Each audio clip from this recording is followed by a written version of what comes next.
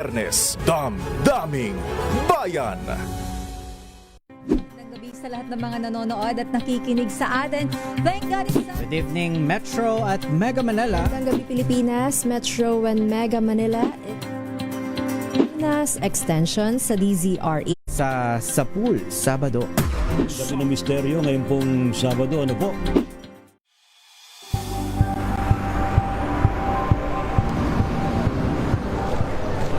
Pa rin ang ating mga eksperto. Dito lang sa Expert Opinion. Ito ang The Better News. TNVS, trending and Isang show. kwento, iba't ibang anggulo. Dito, sa Point. Bawat pananagutan ating tatalakayin dito sa Hoy. Bawal yan. Filipino, dito lang sa DZRH, Matchable Entertainment and Lifestyle. Ito ang MBC TV Network News. Una sa Pilipinas, una sa Pilipino.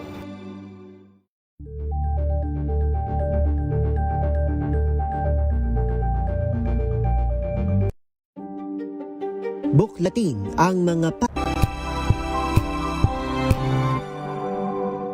Hello, Washi! Laundry day na naman! Yay! Anong meron? Mancha ng chocolate, putik, may libag pa! Kaya natin yan!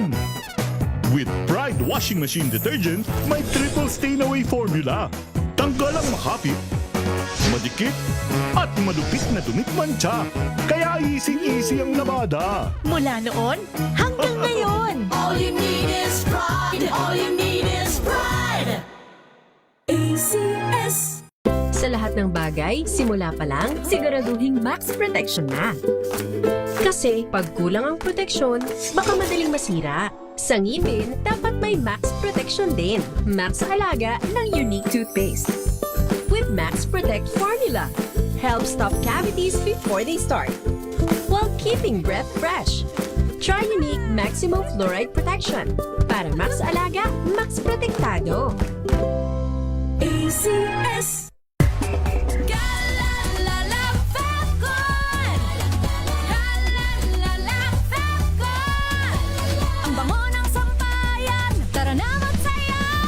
Fabcon. Amoy nakaka-joyful! I'm Jovi Kalmov. Currently, I am the Vice President for NAFA, which stands for the National Federation of Filipino-American Association for the state of Arizona. In order for me to perform very well, I really make sure that my physical and spiritual wellness is really in order. And of course, the help of MX3 capsule. This is the secret. MX3, dito ako believe. Mahalagang paalala, ang MX3 capsule ay hindi gamot at hindi dapat gamiting panggamot sa anumang uri ng sakit.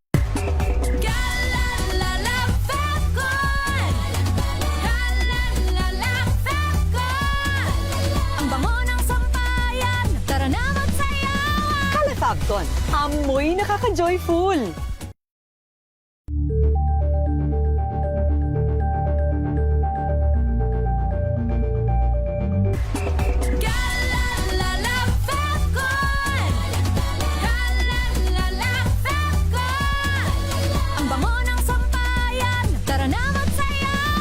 Fabcon. Amoy nakaka-joyful!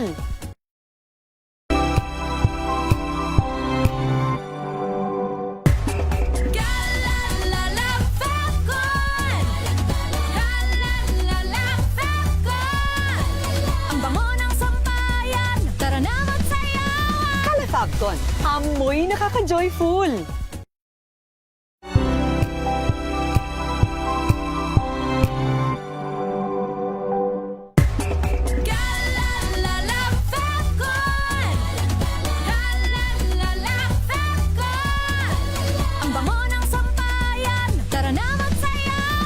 Fabcon. Amoy nakaka-joyful!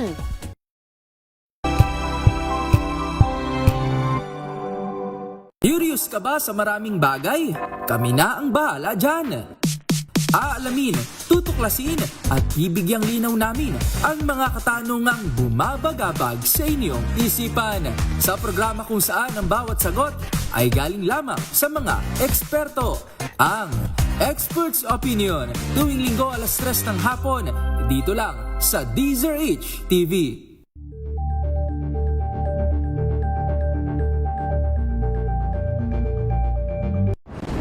Kung good vibes ang hanap mo, dito ka na sa sigurado! Mula sa mga istoryang nagbibigay ng inspirasyon hanggang sa mga kwentong may dalang solusyon. Mga balitang pampagaan, pakiramdam at pampaganda ng araw. Hindi lang ba sa good news, kundi the better news. Mula Lunes hanggang Biyernes, 1:00 ng tanghali sa DZRH TV.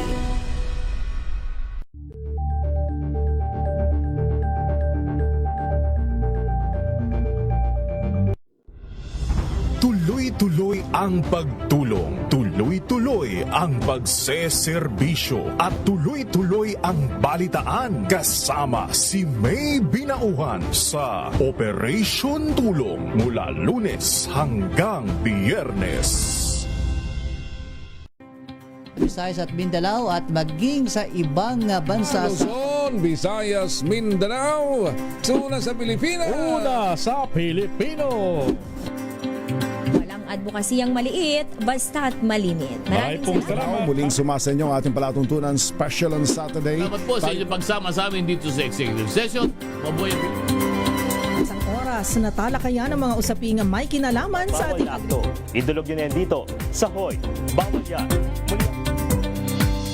Ang latest happenings at trending sa mundo ng entertainment and lifestyle with favorite stars. Mga kwentong maghahatid ng inspirasyon at aral sa mundo ng Ngayong ika-87 taon ang kauna-unahang himpilan ng radyo sa Pilipinas, ang DZRH, patuloy pa rin magbabalita, magseserbisyo at magbibigay pag-asa sa iba't ibang sulok ng bansa.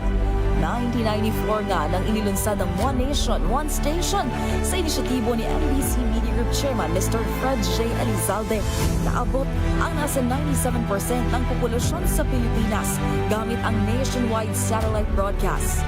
Patunay ang 20 relay stations mula Luzon, Visayas at Mindanao sa patuloy na dedikasyon ng DZRH sa loob ng maraming dekada.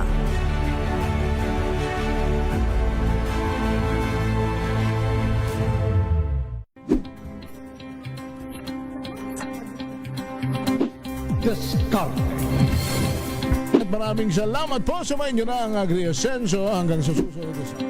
4:05 na po ng inyong paboritong programa ang DZRH Boom Balita ngayong araw ng Sabado. Maagang balitaan, maagang usapan sa mga issue at balita kasama si Kuya Angelo Palmones sa Magandang Umaga Pilipinas mula Lunes hanggang Biyernes. Sa lahat ng mga nanonood at nakikinig sa atin. Thank God it's Good evening, Metro at Mega Manila. Magandang gabi Pilipinas, Metro and Mega Manila. Nas extension sa DZRH at RHTV. Samahan Sa pool, Sabado. Gabi ng misteryo ngayon pong Sabado. Ano po? Alamin ang mga maiinit na isyung pambayan, mga balitang kailangan mong malaman, usapin sa pamahalaan, politika, ekonomiya at kabuhayan. Ito ang mga dapat mong malaman, pakialaman at pag-uusapan dahil kayo ang tinig ng mamamayan dito sa Damdaming Bayan. Live sa DZRH Radio, DZRH TV at DZRH Digital. Kasama sinalakay Deo. mga hakbang pasulong mula sa paglalahad at pag-unawa ng mga problemang dulot ng korupsyon. Narito na tayo sa panibagong antas. Level Up. Diskarte. Ikalawang aklat. Oras na para pag-isipang mabuti ang bawat desisyon. Ang bawat akbang. Ang bawat balak gawin bilang tugon sa mga hamon ng pagdamit ng katarungan. Ng pag-abot sa pangarap na umunlad at makapamuhay ng payapa at matiwasay. Diskarte. Ikalawang aklat. Diskarteng makabansa. Diskarteng makatao. Diskarteng makakalikasan. Mga hakbang na mula sa taimtim na pagsusuri. Pinag-iisipan ng maayos. Ikaw, ano ang punto ng iyong diskarte?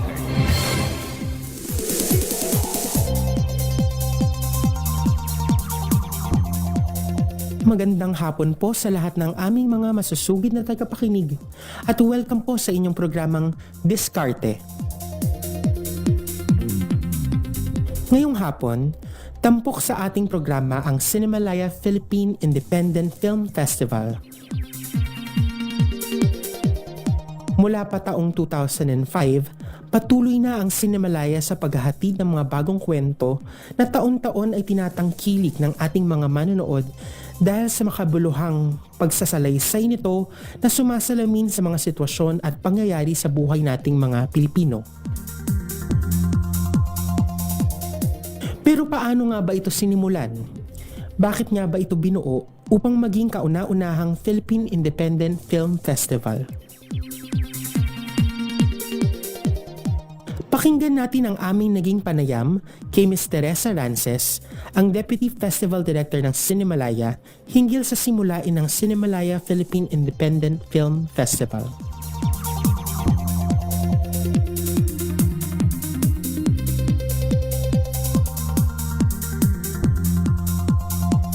Isang magandang hapon po sa ating lahat.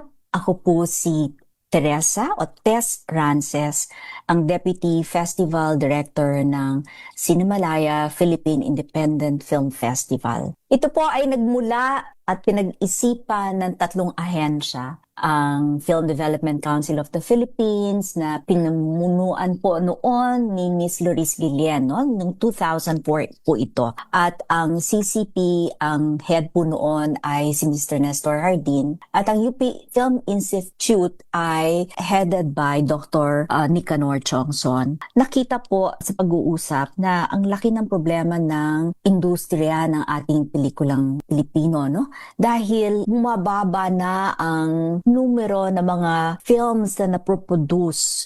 Kung noon daw ay nakakagawa sila ng mga 200 films, no?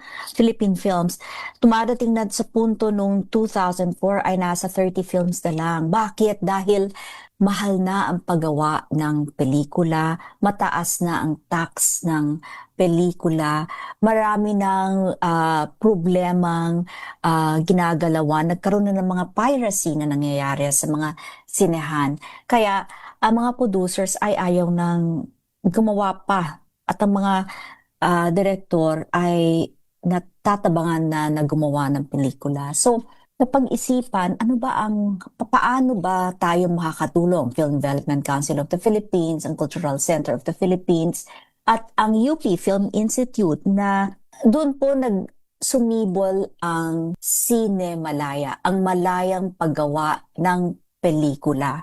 Paano natin matutulungan ang industriya?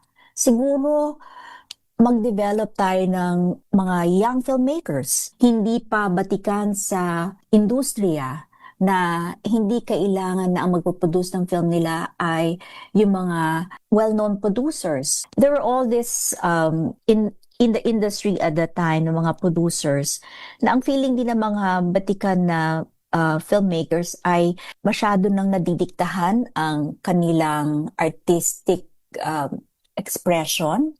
Dahil kung ano yung gusto ng producer, yun na nakikita ng producer na mabebenta ang pelikula, yun ang gagawin na pelikula. So, in short po, in the meeting of the minds, naisip din na paano natin tutulungan ang filmmaker.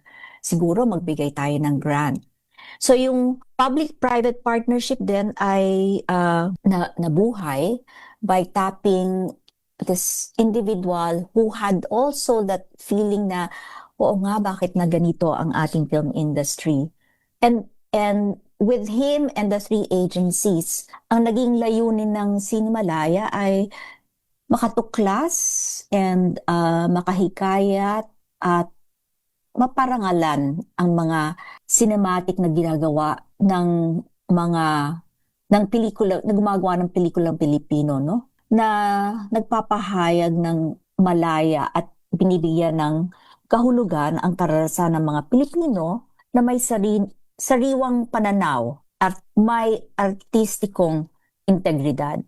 Layunin din namin noon na itong contribution nito ay makakapagsigla sa industriya ng pelikulang Pilipino at makabuo ng maraming bagong Pilipinong filmmakers. Kaya mula nung nag-open ang festival ng 2005 hanggang sa kasalukuyan, pang 22nd year, no? Natutuwa kami at nakasuporta ang Cultural Center of the Philippines, ang Cinemalaya Foundation Inc., ang Film Development Council of the Philippines ng mahigit na 200 filmmakers. At ang mga pelikulang nagawa mula 2005 ay nabigyan ng parangal sa industriya, no? At ito ay kinilala rin sa iba't ibang bansa, sa mga international film festival. So, yun yung nakakatuwa na makikita mo rin na yung mga filmmakers noong 2005 and succeeding years, marami na rin nananalo sa Metro Manila Film Festival na sila na ngayon ang tinatap ng mga producers na gumawa ng pelikula na mas may independent spirit.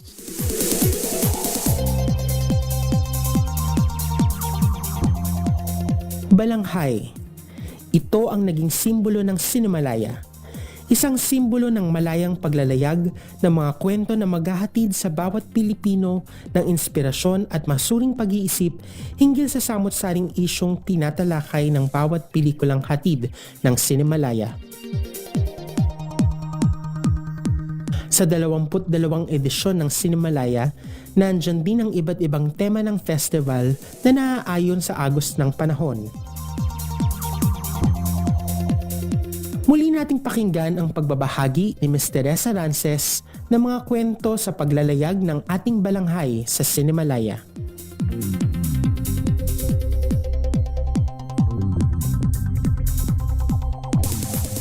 Bakit balanghay? Ang balanghay ay isang simbolo kasi ng bangka na magdadala ng mga kwento through the years, no? Ito ang nakita namin na, di ba, ang balanghay, the ancient balanghay, ang mga kulay ay ang kulay ng, ang sinasabi nating iba't ibang storya at iba't ibang kulay na nais nating ilabas ng mga manunulat at ng direktor ang mga storya na nating Pilipino sa araw-araw nating ano. So, naging simbolo ang balanghay na ito upang maging taga-sidla ng mga kwento, to carry the stories of the filmmakers. At ang tubig ay naging challenge. Through the years, nandito tayo sa ang balanghay ay naging, parang metaphorically, naging ang community ng mga filmmakers na ito. At ang mga mata ay naging simbolo ng pagtatanong, ang ating mga obserbasyon, ang ating mga pinagninilay-nilay na bakit naging ganun yung kwento, ano ba ang gusto niyang ipahiwatig, ano ba yung gusto niyang malaman ng community at maging inspirasyon na gumawa ng mas mabuti para sa ating lipunan. Marami ding napagdaanan na bagyo, kumbaga. Kaya meron din tayong parang ang balanghay ay dumadaan sa storm, no? Sa mga bagyo. Ito rin ay nagkaroon din tayo ng on our 10th year parang web dahil ito ay pagkakakonekta ng ating mga storya, ang mga ideya at ang mga nararamdaman ng audience, no? Andun din tayo sa pagpapalawak ng ating horizon. Andun din tayo sa makita natin ang mas malaking kahulugan na gusto nilang ipahiwatig o paano natin mapapaganda ang ating lipunan o mga nangyayari sa ating lipunan na kailangang malaman natin at mabigyan natin ng pansin. So dumating tayo sa punto na ang mga naging inspirasyon talaga ang mga kwento ng iba't ibang mga bagong filmmakers. Kaya ngayon, ang balanghay ay makikita mo doon sa ating poster, hindi na yung boat ang nakikita natin, no? Kung hindi, ang makikita mo ay may parang merong lumalangoy papunta sa surface ng water. Dahil ito ngayon yung mga filmmakers, ang audience na unti-unting lumalabas sa tubig dahil napapag-usapan ng mga storya o gusto nating maipalabas ang katotohanan through the stories ng mga filmmakers. So ito yung naging evolution, 22 years of Cinemalaya. Ano nga ba ang prosesong pinagdadaanan ng mga filmmakers na bahagi ng Cinemalaya taon-taon? Sa pamamagitan nga ba ng Cinemalaya at maging ng mga tema ng mga pelikula nito, ay nagkaroon na ng pagbabago sa paraan ng pagkikwento ang mga pelikulang Pilipino? Naiangat na nga ba ng mga baguhang filmmakers ang estado ng pelikulang Pilipino? Pakinggan nating muli si Ms. Tess Frances sa kanyang pananaw hinggil dito.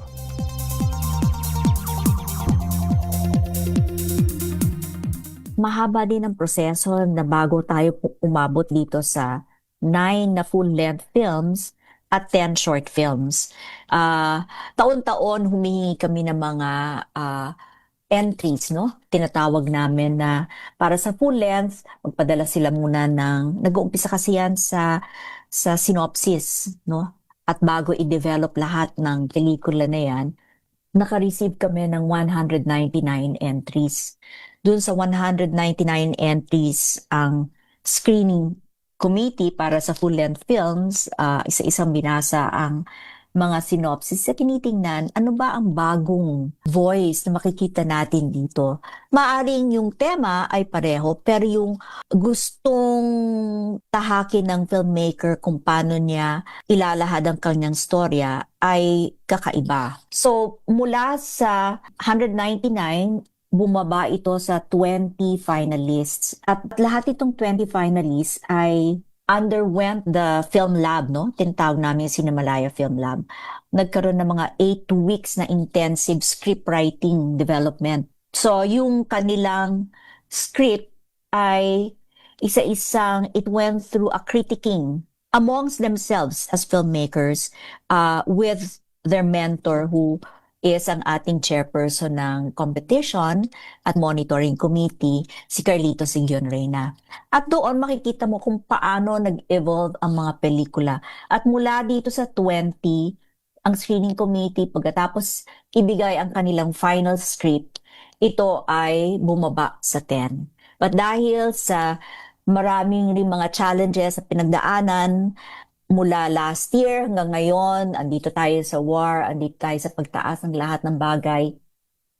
Naging 9 na lang ang ating full-length films. At sa short films, naka-receive naman kami ng 272 entries. Sa entries ng short films, buo na yung short film na ito na isa-isang pinanood ng screening committee. And from there, nag-shortlist sila ng 50 at further on sa discussion na shortlist to 10. At yan ang 10 short films na mapapanood nyo ngayong taon na ito. So, meron po tayong 9 na full-length films, no? At ang iba't ibang subjects, meron tayong issues tungkol sa bullying, meron tayong issues tungkol sa coming of age, meron tayong issue ngayon na bakit 2 valid IDs ang kailangan at ang mga nakatatanda ay nahihirapan tungkol dito. At nandito rin tayo sa ang mga animals na nagiging best friend ng tao. Siya ang comforting para sa atin. Nakikita nyo ba na mula nung pandemic, maraming nagiging pets, hindi ba? Dahil ito ang nagbibigay ng comfort sa ating lahat. At meron din tayong, for the sake of the family, you just want to keep yung mga secrets within that family. So, nakakatuwa po at maraming napaka magagandang storya at panibagong way na inilalahad ang storyang ito para sa ating mga manonood. Nais kong isipin na nagmula tayo ng 2005, malaki na ang naging kontribusyon ng independent filmmaking sa ating industriya ng pelikulang Pilipino. Ngayong taon na to, ayokong sabihin mas sophisticated na, pero mas malawak pa ang tinatahak ng mga filmmakers sa paggawa ng kanilang pelikula. Isipin lang natin na sa daming ng pinagdaanan na mga hurdles, no, mga problema natin sa lipunan mula last year hanggang ngayong taon na ito na tinatapos nila ang pelikula, ang ating mga filmmakers ay nag-isip din ng mga iba't ibang paraan kung paano nila mailalahad ang kanilang storya na making sure na ang kanilang artistic integrity na nakataya dito ay still upheld. Importante yun eh. At ito naman ang aming gusto dahil sa 22 years, ito naman talaga ang ating gustong ang artistic integrity ng ating mga gumagawa ng pelikula, sumusulat ng pelikula, ay ma-uphold. Mahalaga pa nga ba ang mga pelikula para sa buhay nating mga Pilipino? Sa mga nagtataasang presyo ng bilihin at sa patuloy na krisis sa ekonomiya at maging sa enerhiya, ano ang magiging ambag ng mga pelikulang ito para sa ating lipunan?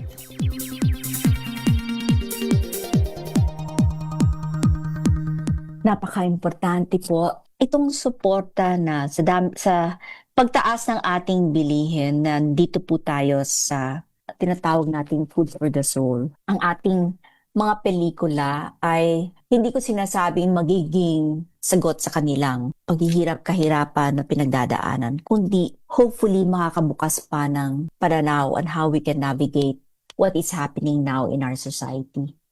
Importanteng tangkilikin ang mga bagong pelikulang ito dahil ang ating filmmakers ay nagpursige na mailahad at maipakita ang mga iba't ibang bagay na nangyayari sa ating lipunan na kailangan mabigyan din ng pansin. At sa tingin ko, ang pagsuporta sa ating mga bagong pelikula at bagong filmmakers, ito na yung bagong voice ng paggawa ng pelikula.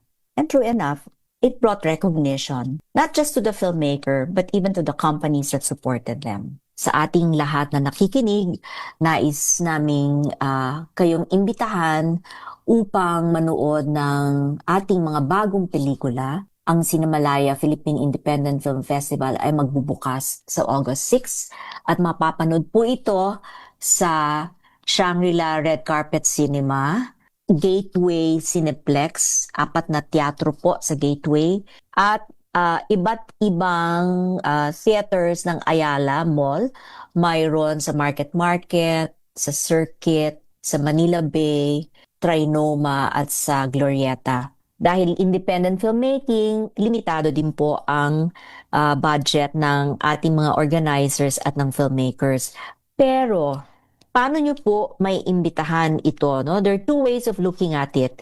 Isa ay sumulat kayo sa Cultural Center of the Philippines at maaring ma-request na maari namang madala ang pelikulang ito simultaneously sa Film Development Council of the Philippines para makatulong sa pondo na that will enable the CCP to bring the films around the country.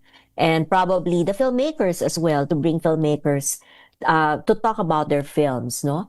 Ang Film Development Council of the Philippines, iniisip din nila na ang kanilang film archives in different parts of the country, baka maaring maipalabas din ang mga pelikula. But bibigyan lang po natin ng chance ang mga filmmakers, lalo na ang mga winning films, na join sa international film festivals. So, maaring hindi right away na mapagbigyan ng inyong kahilingan, pero may ways naman po on how to invite the filmmaker and their film to be brought to your respective areas.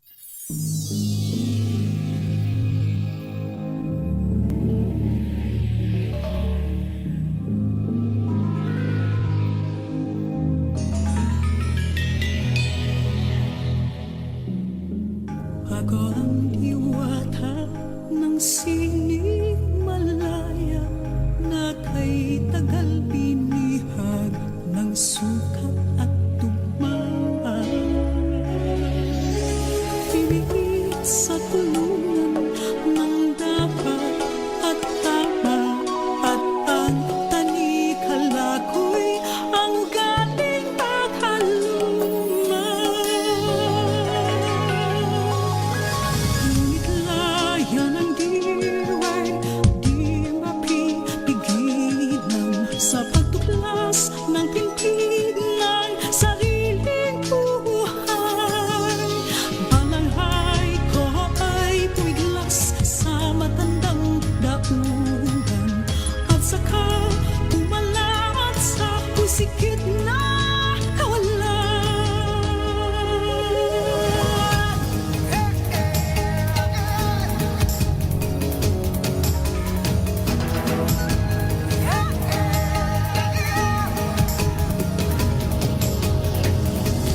Taon ko ngayon ay nag-iisang naglalayag, tinutugha ay alon ng pag-aalinlangan. Daluyong ng pangamba ay bumabagbahan, sinisiklot-siklot na tukso ng yaman. Ngunit layan ko ay busog sa tiwala, pakaway ay pag-asa, lalay magkabila. Sa gabay ng kislahan ng hinahanghala, magasagwan ay sasabit din sa pugat ng tula. Paghawi ng ulos ng hikati at hirap ay sa katamadang piting tulad na sigat. Nakasabay ng diwata at ng kanyang malanghay ay magiging ginto sa mukhang liwayway. At sa katamadang piting tulad na sigat. Nakasabay ng diwata ay magiging ginto sa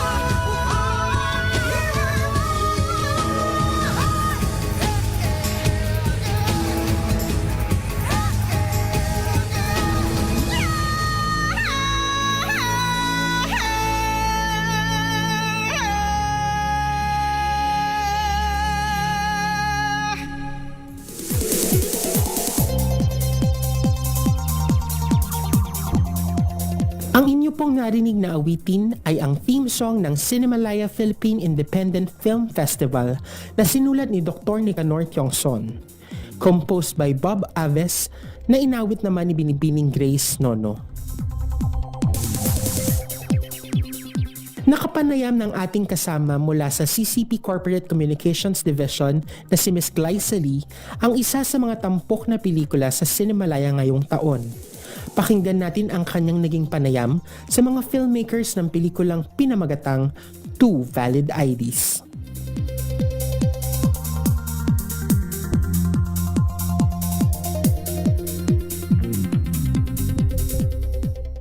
Magandang hapon po. Ako po si Glyza Lee from the CCP Corporate Communications Division, Marketing Department. At ako po ang inyong makakasama sa episode ng Diskarte ngayong araw na to.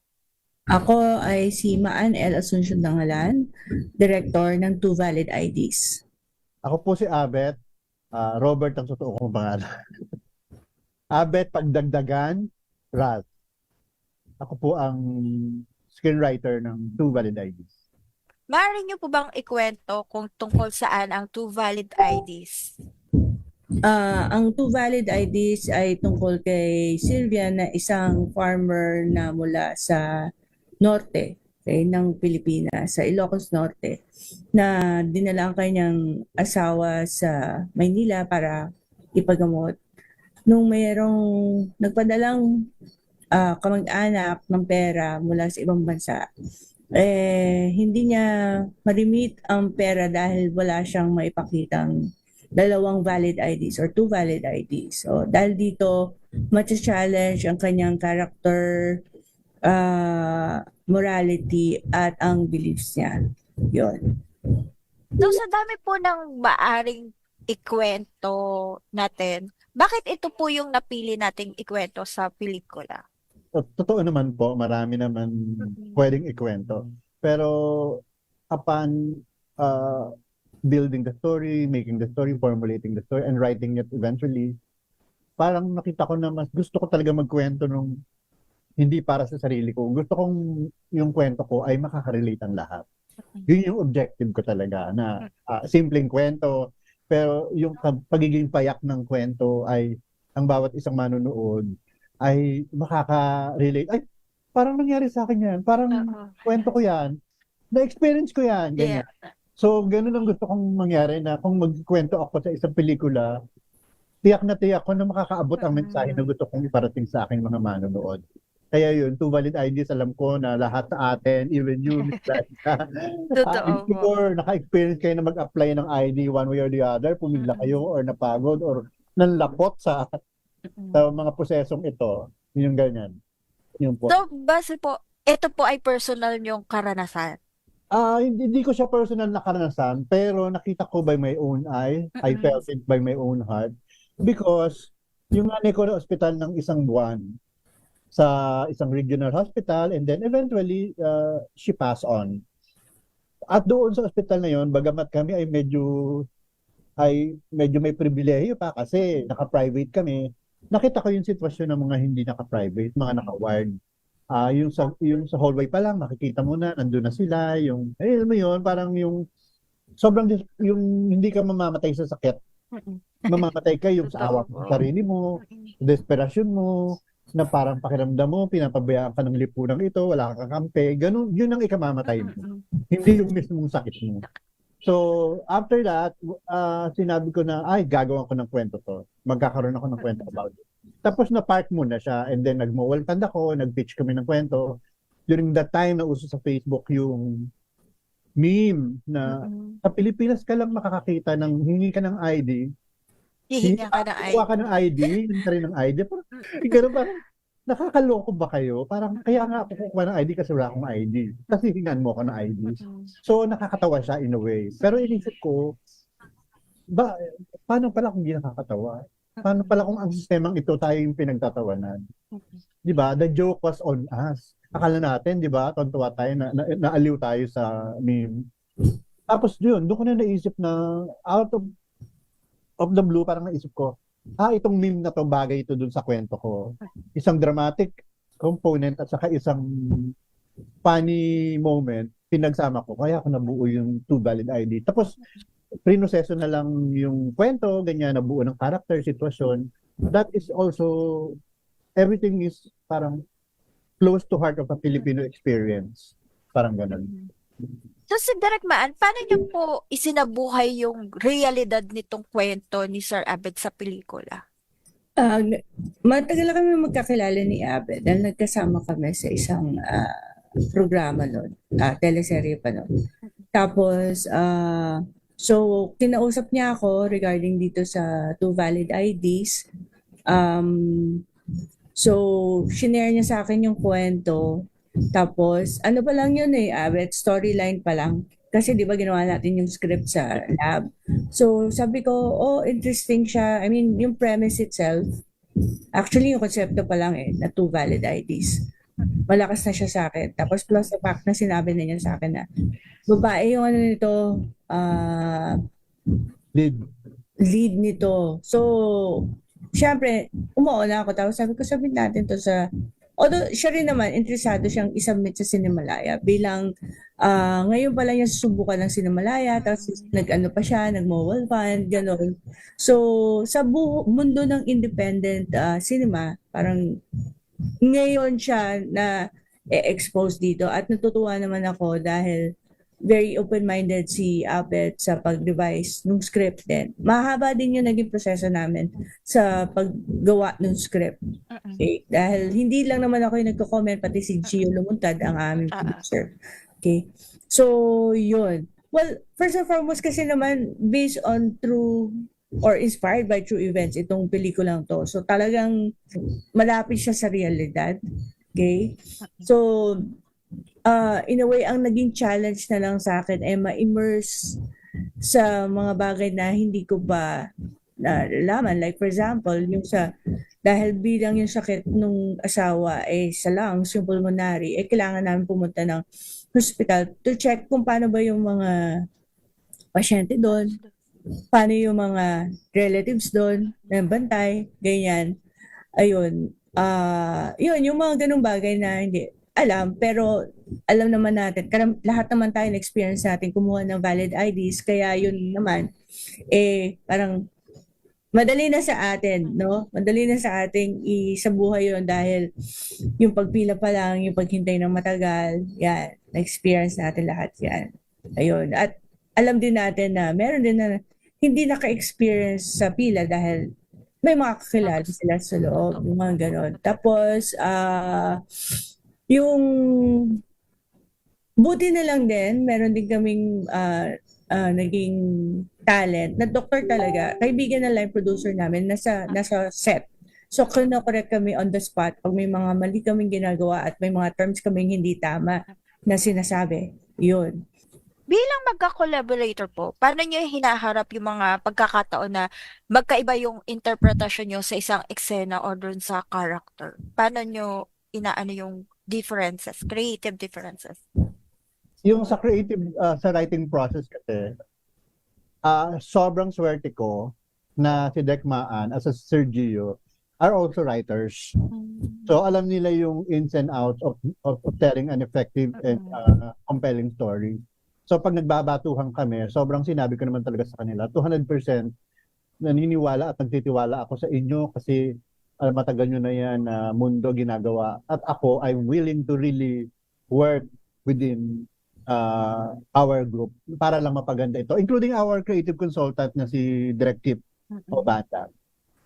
So, maraming revisions, pero hindi ko siya tinignan as revision. Kasi sa amin sa weekly workshop, may tinatawag kami na suntukin ang kwento kung saan direksyon. Hanggat makita mo kung saan pwedeng pumunta yung kwento, pigain mo kung hanggang saan pa, kahit maka-15 revision ka, okay lang yan. Basta, ang importante, makuha mo yung totoong esensya, yung katas ng kwento. So, swerte ako kasi mga writers din yung aking director at producer. Kaya, sobrang tiwalang-tiwala ako na maganda yung kwentong lalabas sa amin. So sa inyong palagay po, ano ang responsibilidad ng independent cinema sa panahon ngayon? Magmulat ba, magtanong, magbigay ng pag-asa, or what? Lahat. Lahat. Yes. Kasi ako naman, lagi ko sinasabi, di ba? Pag parang filmmaking is just like any art form, is so very important. It's so very important in telling stories, raising awareness, educating people, yung mga ganyan. So, lagi ko sinasabi na, so hence, no to fake news, ganyan. Kasi be responsible in handling the art form. Ayun. Kasi powerful siyang tool or powerful siyang art form. Okay? To expose anything.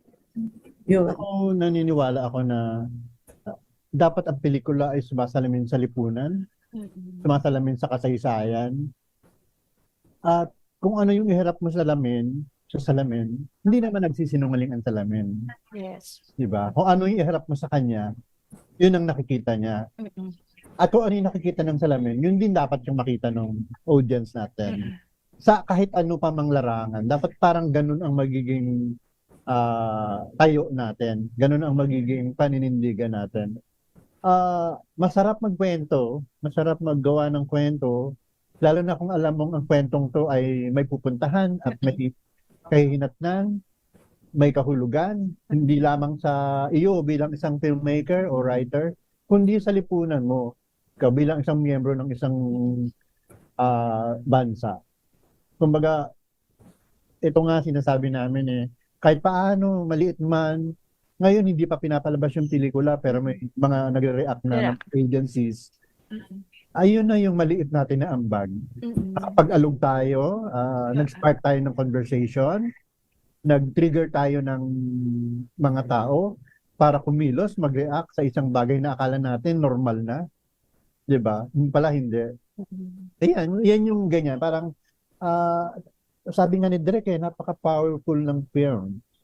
So, gamitin natin ng tama ang power na iyon para makapagsilbi sa ating mga kababayan.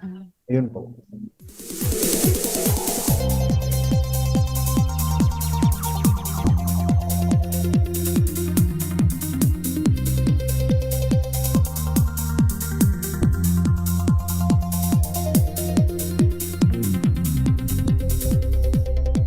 So based po sa tema ng Sinimalaya ngayon na Real Reflection, ano po yung pinakamasakit na reflection na nais nyong harapin ng mga manonood pagkatapos manood ng Two Valid IDs? Ang akin kasi, alam naman natin na, yun nga, sabi ko nga na our identification and healthcare systems are so broken. So, it's a sad reality, but this is something na we have to tell, no? I mean, the people are very much aware of what's happening with our identification and healthcare systems. But again, yun nga, I think kailangang kalabugin yung dapat kalabugin with yung mga policy makers natin. And I think with just our teasers, may naalog na, biglang may mga pa-article na yung PhilPost, easy lang yung madali lang kumuha ng IDs, no need to present another ID na parang, ba't ngayon lang kayo naglabas niya? Dapat dati pa. Pero sana libre, no? Sana wala nang, magkano na ngayon? 700 plus? Uy, mahal pa rin yun na sa mga ordinaryong mamamayan. Hindi, buti sana kung yun lang, pamasahe pa. Alam mo yun, tapos yun lang yun sa akin. Sana, I just do hope that we'll have all information of Filipino citizens are centralized so that, but just to avoid, filling out the same forms or, same forms, same details, yung mga ganon. Unless i-update na lang. Update can be done kung pwedeng online. I-online na, yung mga ganon. Yun, kasi yun yung lagi kong na, lalo na yung mga nasa malalayong lugar na kailangan pang pumunta ng syudad, tapos pamasahe pa, tapos pag may kulang pa, babalik naman. Diba? Sakit sa ulo nun, yung mga ganun. Parang hindi totoo, hindi biro yun sa kanila kasi tinitipid na nga nila yung pera nila, di ba? Ayun. Parang kuminsan yung iba sa kanila, dahil kailangan lang mag-present ng ID, so doon pa lang sila kukuha na wala silang knowledge about it. So pakiramdam ko, kailangan din i-educate yung mga taong nasa malalayong lugar. Hindi naman nila kasalanan yun na hindi nila alam. Kasi wala naman nagtuturo din. So yung mga ganong bagay. So yun, sinasalamin ko ano yung nangyayari sa totoong buhay dito sa ating bansa. Di ba? Marami pang issues ang bansa natin. So yung dalawang yun, yung identification and healthcare, 0.% of all issues happening in our country. So yun. Yun. Direk Abet, may dadagdag po ba kayo? Hindi ako, kahit man lang sa pelikulang to, maramdaman sana ng Pilipino na may nagmamalasakit sa kanila. May nakakakita sa kanila. Yung ganun. OA na yung sense of abandonment ng Pilipino ngayon. Diba? Meron pa ba kaming aasahan sa lipunang ito? Parang ganyan eh. Imagine trivial to. Valid ID lang. Akala mo maliit na bagay, pero yung ipapamasahe nila, kakain na lang nila, ipapamasahe pa. Babalik pa kasi kulang. Alam mo naman sa gobyerno, ay kulang to, ganyan. Sisigawan pa sila. Diba? Ayun. Yung pa yun, hindi, feeling ko kailangan matutunan ng mga, kung sino man nag-i-issue ng ID na maging compassionate sa mga tao. Be kind, di ba? Hindi mo alam yung dadaanan ng tao. Oo. Yun lang. Libre naman na maging mabuti. Totoo ka dyan. Pero hindi libre ang IDs natin. Akala ID lang ang hindi libre. Nakakainis. O yung mga ganun. Sana ibigay na lang. Parang kung minsan magpapaisip ka, parang dito lang sa bansa natin yung hindi libre. So, paano nyo Iba po ko na ID kasi para, alam mo yun, minsan yung ID kailangan mo kasi may ayuda. Ha? Parang, talaga ba? Hindi ka makakuha na ayuda pag wala ka ID. Ay, ganun din. So, yun. Mga matatanda, nakapila sa arawan, yung mga senior, ilang stroke na lang at namatay para sa 1,000 ayuda for a month. Parang, ano bang klaseng lipunan ito? Yun lang. So, paano nyo po binabalansin na maging makatotohanan about sa social issue yung pelikula at dun sa artistic or creative elements? Sa pagsulat mo lang, sa direction. Pareho po. Pagsulat mo na para si Sir Abet. Hindi, kasi ano na kumbaga, lahat ng sinulat namin ay base sa katotohanan at sa proseso na pinagdadaanan ng mga kumukuha ng ID. Tapos yun namang character ng nila Sylvia at ni Ramon, ano rin siya, taong-tao rin siya. Siguro ko kaya nga naka-relate agad yung mga tao, teaser pa lang. Kasi kung hindi, may nahit ka na nerve. Nahit mo yung nerve ng audience mo. Ibig sabihin, yung karanasan ni Sylvia at ni Ramon, one way or the other, karanasan din nila. So I think doon pa lang, mission accomplished na tayo. Kaya kailangan nilang panoorin yung pelikula para yung pagkatao ng mga characters, makita nila yung sarili nila doon. Direct maan, sa direction naman po. Actually, in terms of direction, madali na siya for me as long as yung script buo na. Kasi alam naman natin, yan yung blueprint ng pelikula talaga, ang script. Kaya, scripting pa lang, nakatutok na kami ni Gio. Kasi parang for us, kailangan talaga maging realistic yung pelikula.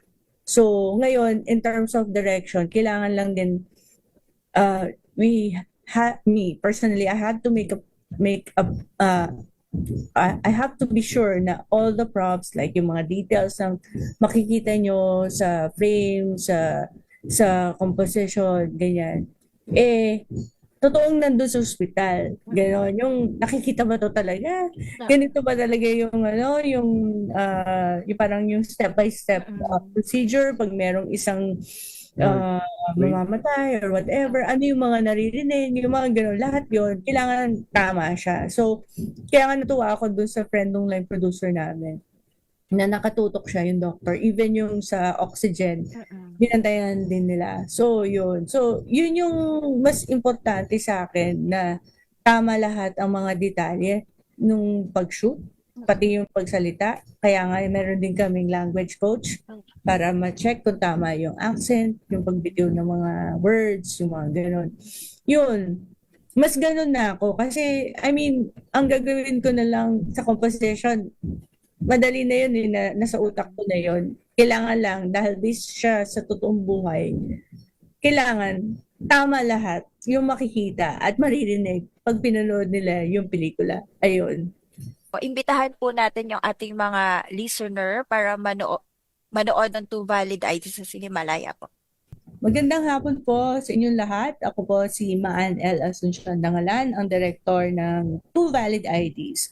So, ini-invite ko po kayo na manood ng aming pelikula na Two Valid IDs at ang iba pang Cinemalaya films na full length at mga short films, at isisingit ko na rin po ang Gawad Alternatibo. So, mula August 6 hanggang 18 sa Shangri-La Plaza Mall and sa Gateway and selected Ayala Malls. Okay, maraming salamat po and kita-kita po tayo. Magandang hapon po uli. Ako si Abet Pagdagdagan Ras, ang writer ng Two Valid IDs. Ni-invite ko kayo manood ng aming pelikula kasama na yung iba pa. Meron po kaming siyam na magagandang pelikula sa Cinemalaya 2026, August 6 to 18. Two Valid IDs, pinagbibitahan po yan ni Marieta Pokwang Subong, Joey Marquez, Meryl Soriano, Saedia Naranilla, Joe Baston at may mga iba pa. Alam nyo na po, si Po Kwang po ay komedyante. Pero sa pagkakataon nito, gagamitin niya ang Marieta Subong sa pelikulang Two Valid IDs. At alam naman natin na si Po Kwang, pag inilabas na ang Marieta Subong card, sigurado may puksaang magaganap sa actingan. At yan ang aabangan nyo sa Two Valid IDs. Salamat po, magandang hapon.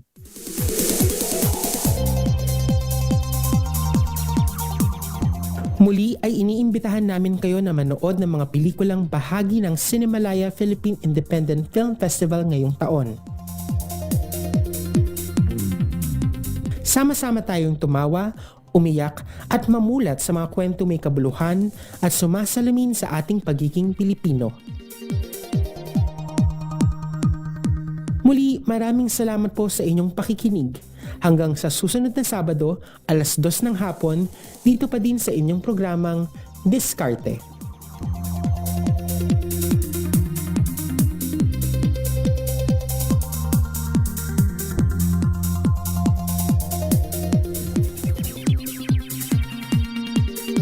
Inyong napakinggan ang mga makabuluhan at napapanahong eksenang tampok sa natatanging produksyong pang-radyo ng Sentrong Pangkultura ng Pilipinas. Diskarte, ikalawang aklat. Executive Producer, Eva Marie G. Salvador. Associate Producer, Ian Wong. Public Affairs Producer, Flor Abanto. Logistics, Don Baniquez. Hanggang sa susunod na Sabado, alas 2 hanggang alas 3 ng hapon. Maraming salamat sa inyong patuloy na pakikinig dito sa inyong paboritong himpilang DZRH. Diskarte! Ikalawang aklat.